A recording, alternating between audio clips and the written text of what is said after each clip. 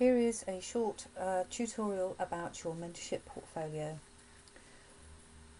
When we talked about this in the classroom, we looked at what was required for the portfolio and also enabled you to share your experiences and evaluate your abilities so that you can undertake a SWOT analysis or SCOT analysis to inform your action plan. We'll have a look at that in a second. It's important that you use the handbook, which will tell you what you require, and also the portfolio template that's available for you to use on Moodle. So, handing in your portfolio, there are two places you can hand in. That's Truro at the Knowledge Spa or Plymouth in Role Building at reception on the ground floor. You can send your portfolio by recorded delivery to Plymouth, but you need to bear in mind to ensure it arrives at 4 p.m. on the hand-in date. The results will be released about 6 weeks from your hand-in date.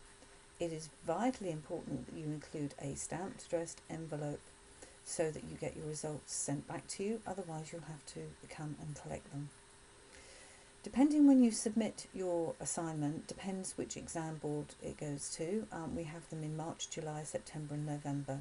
So you need to think about that with your hand-in date, and should you unfortunately not pass, if you hand in March, then you'll be asked to resubmit in April, August for July, November for September exam board, and February for the November-December exam board.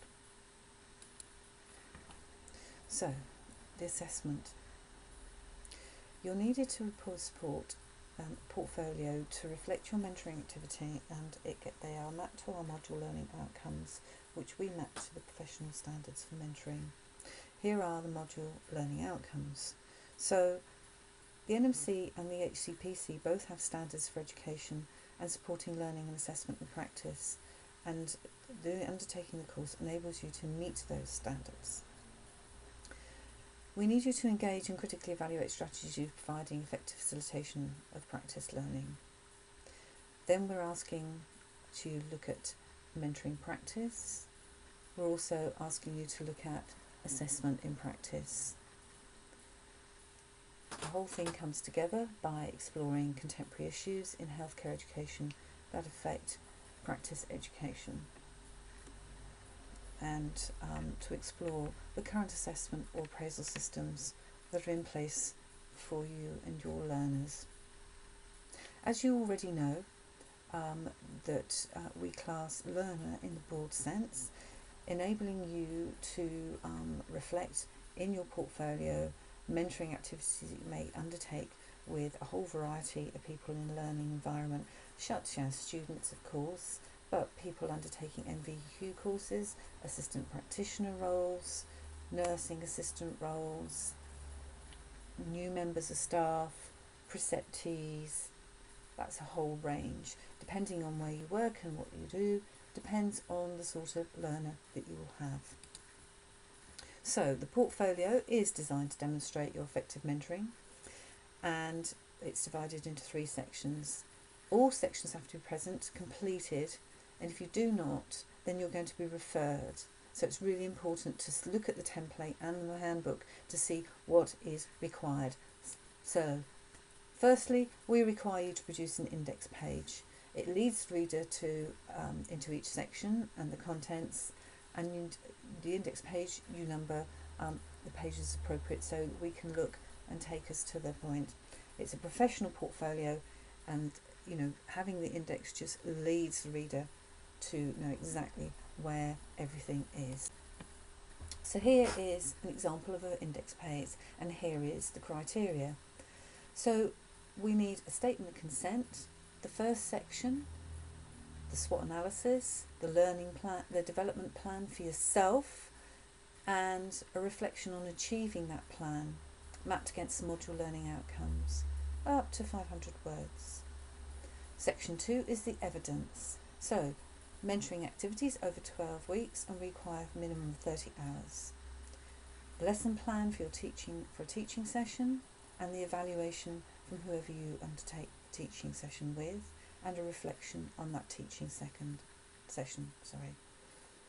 We expect a personal reflection on assessing and giving feedback to a learner, and we require reflection on undertaking a mentor update.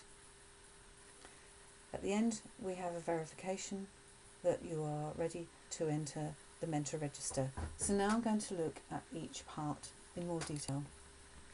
With the consent, it's important that normally we require anonymity and confidentiality maintained regarding service user, patient details and names of workers. So to make sure that you meet your professional body standard and the university standards, we require a statement from those whose names are in your personal portfolio. So for example, we're asking you for a statement from your learner on your teaching session.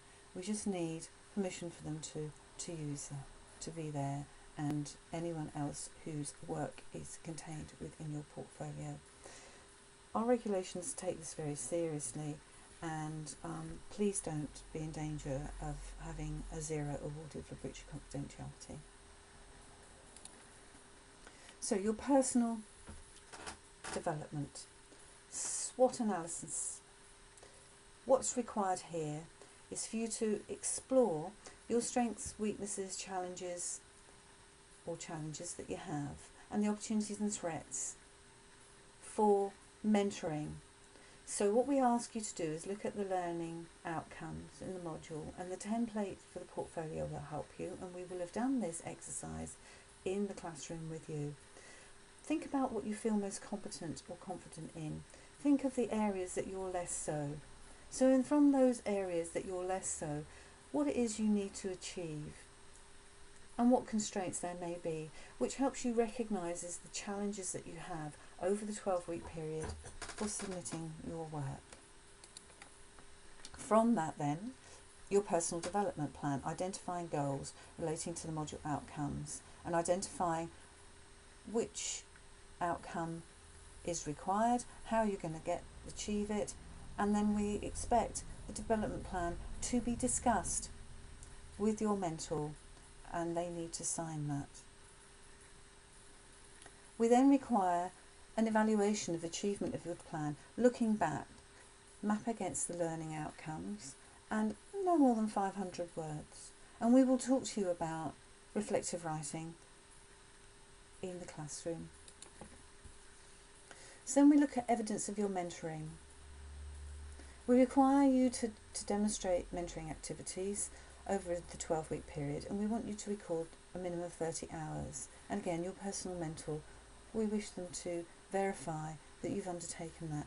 Mentoring activities can be such a wide range of things. You could do an introduction to a clinical area with somebody. You could have worked alongside them for a whole day and looking at the sort of things that you've been doing with them.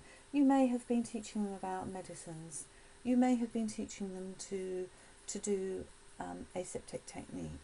You may have been supporting them in developing their assessment skills. You may have been discussing with them their communication skills. There's a major range of things that you could include. We then require you to prepare a lesson plan for a teaching session. Again, we'll talk to you about that teaching session and about the sort of things that you might like to do and include. We mainly advise to keep it simple. Don't make it complex. Make it something simple that you're comfortable in doing it. It could be around some opportunistic teaching that's come along because you're caring for a certain client or patient, or it could be something that you plan that might be going over patient resuscitation, for example. When you've done the teaching session, we'd like the learner to evaluate what you have done for you, and therefore then we'd like a reflection from you on planning and delivering, and the feedback and evaluation from that learner, and map against the module learning outcomes. The next thing we require is a personal reflection on assessment and giving feedback to a learner. This could be assessing them, or it could on a day's work with them, giving them some feedback. I've just talked to you about teaching sessions, So you might do an aseptic technique, you might assess them undertaking that aseptic technique, and you might give them some feedback on how they did and reflect on that. It may be a more detailed reflection. You may be using the student's assessment tool for their course, and you may be doing the assessment and giving them feedback. A good reflection on that is what's required. And finally, we'd like you to participate in a mentor update, either a face-to-face one held in your locality, or undertaking the online mentor update. And we'd like you to reflect on undertaking that mentor update. All our reflections are up to 500 words, and all of them we require referencing.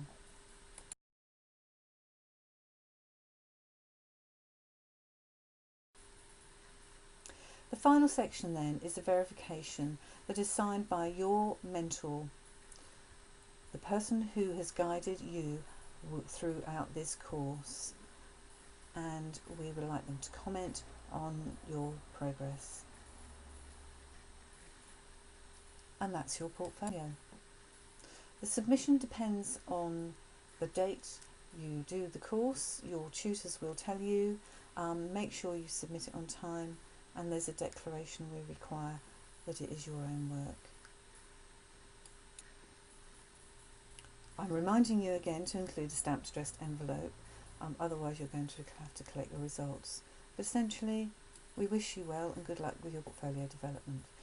However, under certain circumstances, people end up with job changes, pressures of work, or illness, and are unable to submit on time. Please talk to us if you're getting into difficulty, and we can signpost you and assist you, and maybe extenuate for extra time would actually help you get over what's going on in your clinical area or your home life for you to be able to submit in future.